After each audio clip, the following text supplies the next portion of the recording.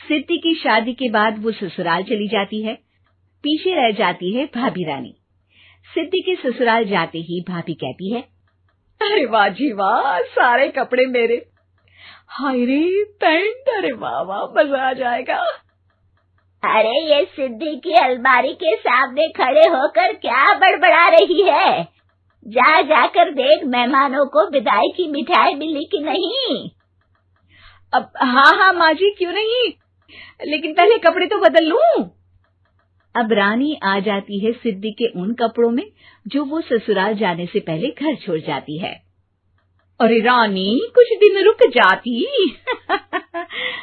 अरे ये तो सिद्धि बिटिया को मैंने ही दिया था, बड़ा ही फबता था उस पर, तुझ पर तो कुछ खास नहीं लग रहा। अब वो ना मेरे सारे कपड़े गीले थे तो सोचा पहन लूं। वैसे भी सिद्धि को कौन सा दिन पुराने आउटडेटेड कपड़ों को पहनना है। वैसे भी ये सूट तो मैंने तभी पहना था, वैसे खास है भी नहीं ये। हाँ ठीक है, लेकिन ना मेरी सिद्धि पर तो जमता था। सारे मेहमान चले जाते हैं और सिद्धि ससुराल से मायके पहली बार आती है। अपना घर, अपना कमरा, अपनी अलमारी। ये बोलकर जैसे ही सिद्धि अलमारी खोलती है तो सामने उसके कपड़ों की जगह कुछ और ही रखा होता है। माँ, ओ माँ, जरा कमरे में तो आना। सास और रानी वहां पहुंच जाते हैं। रानी ने पहनी होती है सिद्धि की जींस और टी शर्ट। अरे भाभी, ये क्या? ये तो मेरी बड़ी ही महंगी टी शर्ट है, इसे आपने घर में क्यों पहनी है? अरे बहुत मिलती है दीदी ये चौक की मार्केट में, 150 में। ओ भाभी प्लीज, ये एरोपोस्टल है, 2000 की एक टी शर्ट। ओहो, 2000 में तो दीदी 4 साड़ी आ जाए। अब क्या बोलूं? भाभी, ये मेरी अलमारी में छोटू के कपड़े, तो मेरे कपड़े कहाँ हैं? मेरी अलमारी में? अब दीदी आपको कौन से पुराने कपड़े पहनने थे? माना भाभी, लेकिन मैं जब घर आती तो यही सब पहनती ना। अरे तुम तो बड़ी कंजूस हो दीदी। खैर, वक्त आता है जब सिद्धि ससुराल के लिए रवाना हो रही होती है। अरे रानी, अंदर से सिद्धि का गिफ्ट ले आ, लड़की पहली बार ससुराल से मायके आई है। रानी अंदर जाती है और एक सिंपल सी साड़ी लेकर बाहर आ जाती है। ये लीजिए माँ जी। सास बेटी को गिफ्ट देकर ससुराल भेजती है। अगले दिन रानी एक सुंदर सी साड़ी पहनकर सामने आती है।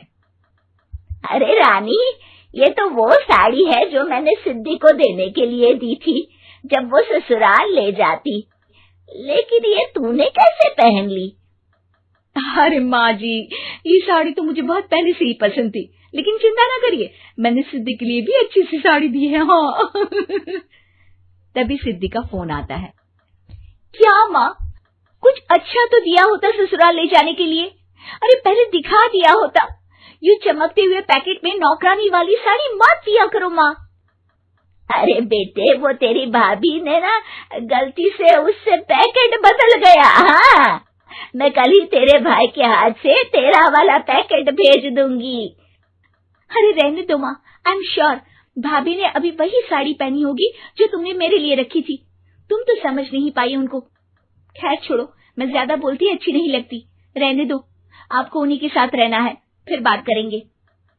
सास को रानी पर गुस्सा आ जाता है। वो उसके कमरे में जाती है जहाँ वो शादी का एल्बम देख रही होती है। रानी, मार्केट जाकर एक ऐसी ही साड़ी लेकर आ, कल प्रतीक जाकर सिद्धि के घर दे आएगा। अरे क्यों माँ जी, कितनी साड़ी देनी है दीदी को? यहाँ कोई सेल लगी है क्या? अरे चुप कर, मेरे बेटी के हिस्से की साड़ी खुद पहन ली, अब ज्यादा ज्ञान बांट रही है। एक दिन सिद्धि का फोन आता है। माँ, मेरी सास ने आज सबको खाने पर बुलाया है। सारे लोग सिद्धि के ससुराल पहुँचते हैं। खाना खाकर वो लोग निकल रहे होते हैं कि सिद्धि की सास सभी को गिफ्ट देती है। अरे बहन जी, बेटी के घर का खाना खा लिया, यही बहुत है जो आप ऊपर से गिफ्ट भी दे रही है। अरे बहन जी, आप भी कहाँ इन बातों पर विश्वास कर रही हैं। सास सभी को गिफ्ट देती है, लेकिन रानी को जो साड़ी देती है वो अजीब सी हरे रंग की लाल रंग के बड़ी छाप वाली होती है। अरे छी छी, ये कौन पहनेगा? सासू माँ को तो जरी वाली इतनी सुंदर और मेरे लिए ये नौकरानी वाली। अरे भाभी, दरअसल मैं जब भी घर आती थी आप वापसी में ऐसी ही साड़ी देती थी ना, तो माँ ने सोचा कि आपको आपकी पसंद की ही साड़ी क्यों ना दी जाए। बेचारी रानी, बोलती भी तो क्या। सिद्धि और सास रानी का चेहरा देखकर हंसने लगती है, तो रानी समझ जाती है कि अपने ही बिछाए जाल में वो फंस चुकी है।